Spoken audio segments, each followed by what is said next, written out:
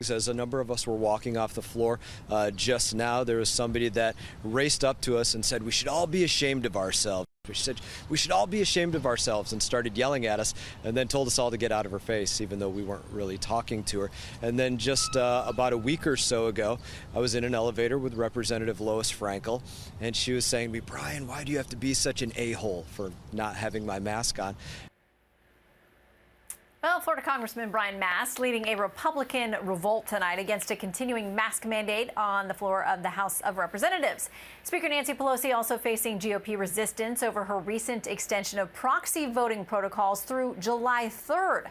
For the record, Representative Frankel responding to Fox News tonight with this quote, "With all due respect, every time I've been on an elevator with Brian Mast, he's been wearing a mask."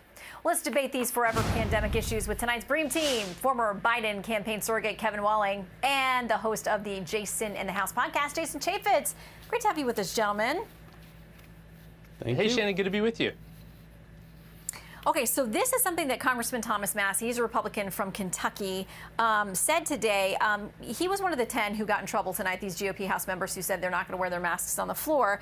Some of them got fined, some of them got a first warning. He said this: "Thought America might like to know this. Few congressmen or staff or guards are wearing masks in the hallways or offices, only on the floor for TV. It's all theatrics, folks."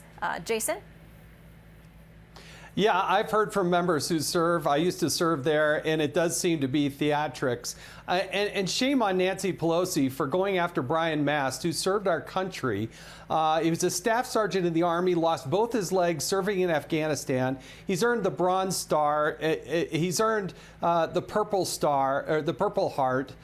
And Nancy Pelosi thinks she's going to fine him $500 for not wearing a mask, even though he's vaccinated, and the CDC guidance says it's okay to do so. That is ridiculous. It's all for show. Well, Kevin, what about that? Because we remember the speaker got busted months ago before this thing was under control at all, getting her hair done. She said she misunderstood the local guidelines on that. Now the CDC has been very clear about the fact if you're vaccinated, you don't have to wear a mask.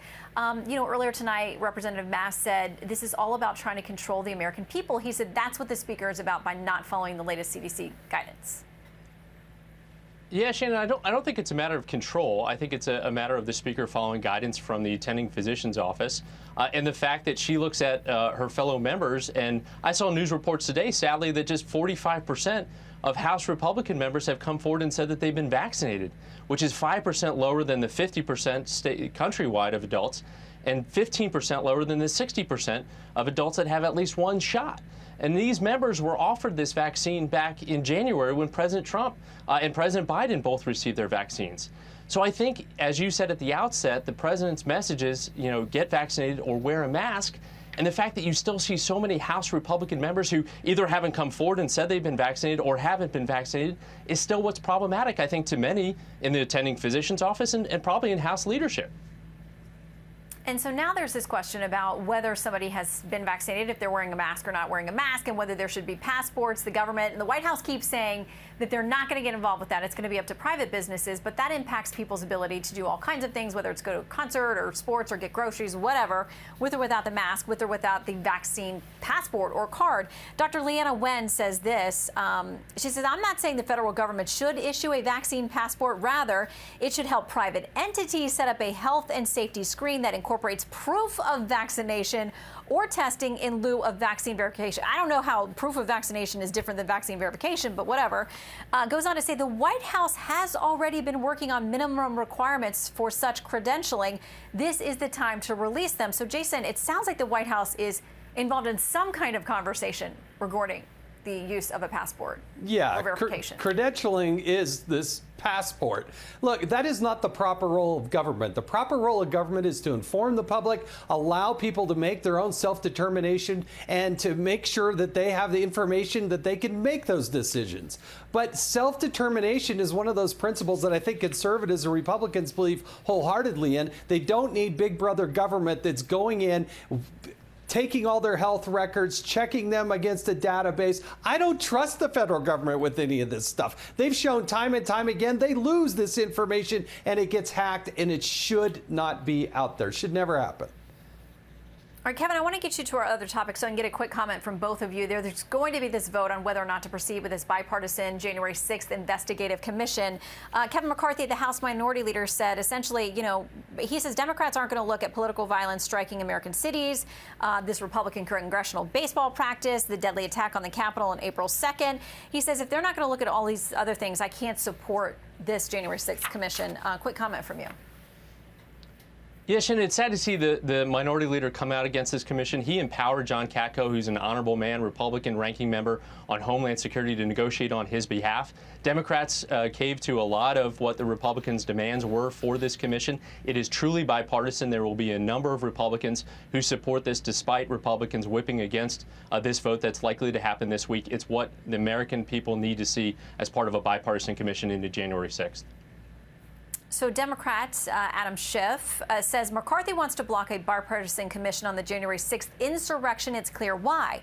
He doesn't want to disclose what he discussed with Trump that day or let Americans learn more about congressional Republicans' complicity in the attempt to overturn our democracy. Jason, that sounds a lot like the statements we tend to get from Congressman Schiff, presuming guilt before innocence. But listen, does it help Republicans to say, this was a terrible day, let's get to the bottom of it, and let's be sure it doesn't happen again? Why not?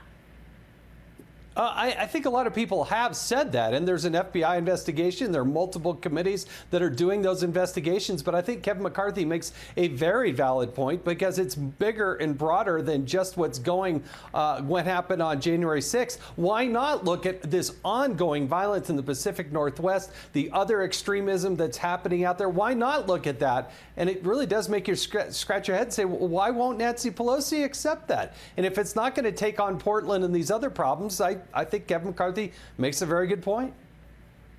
Well, there are reports that today the Senate Minority Leader Mitch McConnell said behind closed doors he probably won't support it either going forward. Without those two Republicans, it doesn't seem like it will move. We'll track it. And Kevin and Jason, come back and talk about it. Thank you both. Thanks, Shannon. We will. Thank you. The legal implications of employers forcing workers to get a COVID vaccine as a condition of returning to work. What one powerful federal agency just said. Our legal eagles weigh in next.